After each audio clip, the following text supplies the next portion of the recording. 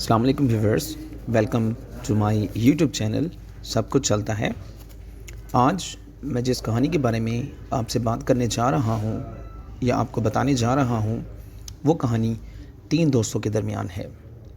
3 دوست کیسے لالچ میں نہ آ کر دشمن ایک دوسرے کے نہیں بنے۔ جی ہاں، جو لوگ ہمارے چینل پر نئے ہیں یا ہمارے چینل کو ابھی جوائن کیا ہے تو پلیز ہمارے چینل کو لائک، شیئر اور سبسکرائب ضرور کر دیں تاکہ مزید ایسی دلچسپ کہانیاں آپ کو ملتی رہیں۔ ایک دفعہ کا ذکر ہے کہ ایک شہر میں 3 دوست رہتے تھے۔ ان تینوں دوستوں میں کافی گہری دوستی تھی۔ وہ ایک دوسرے کی جان تھے۔ انہیں یہ لگتا تھا کہ جب بھی اگر ان پر کوئی مشکلات آئی تو وہ لوگ مل کر اس مشکلات کا سامنا کریں گے۔ وہ لوگ ہنسی خوشی زندگی گزار رہے تھے کہ اچانک ایک مرتبہ ایسا ہوا کہ ایک بھاری طوفان آیا۔ ایک ایسا طوفان آیا کہ اس طوفان نے ان کی زندگی ہی بدل دی۔ جی ہاں، وہ ایک دکان پر کام کر رہے تھے کہ اچانک ایک طوفان آیا اور ان کا سارا کاروبار تباہ ہو گیا اور وہ تنگ دستی کی زندگی گزارنے پر مجبور ہو گئے۔ انہوں نے سوچا کہ اب اس شہر میں ان کا سب کچھ تباہ ہو گیا ہے تو کیوں نہ وہ کسی دوسرے شہر جا کر اپنی قسمت کو آزمائیں۔ تو انہوں نے ایسا ہی کیا۔ چنانچہ انہوں نے کچھ پیسے لیے اور ضروری سامان اپنے ہمراہ لیا اور سفر کے لیے روانہ ہو گئے۔ چلتے چلتے وہ ایک شہر کے قریب پہنچے۔ دن بھر کے اس طویل سفر نے انہیں بہت تھکا دیا تھا۔ گرمی زیادہ ہونے کی وجہ سے آخرکار انہوں نے ایک سایہ دار درخت کے نیچے رکنے کا فیصلہ کیا اور وہ درخت کے نیچے سستانے لگے کہ اچانک ان میں سے ایک دوست کی نظر قریب پڑی ایک تھیلی پر پڑی۔ انہوں نے اس تھیلی کو کھول کر دیکھا اور خوشی سے جھوم اٹھے۔ جی ہاں، اس تھیلی میں انہیں سونے کے سکے ملے۔ انہوں نے فیصلہ کیا کہ اس رقم کو آپس میں برابر تقسیم کر دیں گے۔ اسی دوران انہیں بہت شدید بھوک لگ گئی۔ بھوک کی اتنی شدت تھی کہ انہوں نے اپنے میں سے ایک کو کچھ پیسے دیے اور پیسے دے کر اسے بازار بھیج کر کہا کہ وہ کچھ کھانے کو لائے۔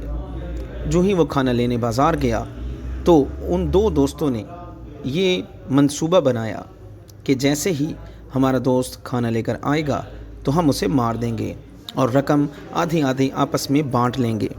مگر انہیں یہ معلوم نہ تھا اور شاید یہ بھول گئے تھے کہ جسے انہوں نے بھیجا ہے اس کے دل میں بھی لالچ پیدا ہو گئی ہے اور اس نے بھی یہ منصوبہ بنایا ہے کہ میں کھانے میں زہر ملا دوں گا اور جب یہ دونوں کھانا کھائیں گے تو مر جائیں گے اور ساری کی ساری رقم کا میں اکیلا وارث بن جاؤں گا۔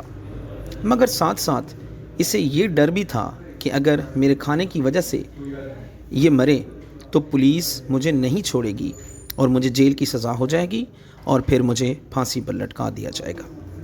طرح کے خیالات اس کے ذہن میں آنے لگے۔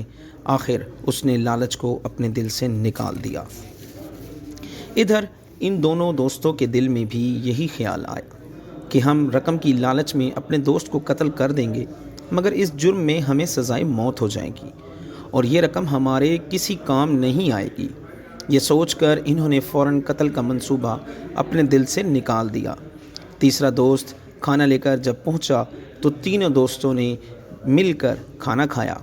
کھانا کھانے کے بعد انہوں نے اپنے رب کا شکر ادا کیا اور اس بات کا بھی شکر ادا کیا کہ لالچ جیسی بری بلا سے وہ کس طرح بچ گئے اور شیطان کو کس طرح انہوں نے شکست دی۔ اس رقم کو آپس میں انہوں نے تقسیم کر دیا اور اپنے اپنے گھروں کو واپس چلے گئے۔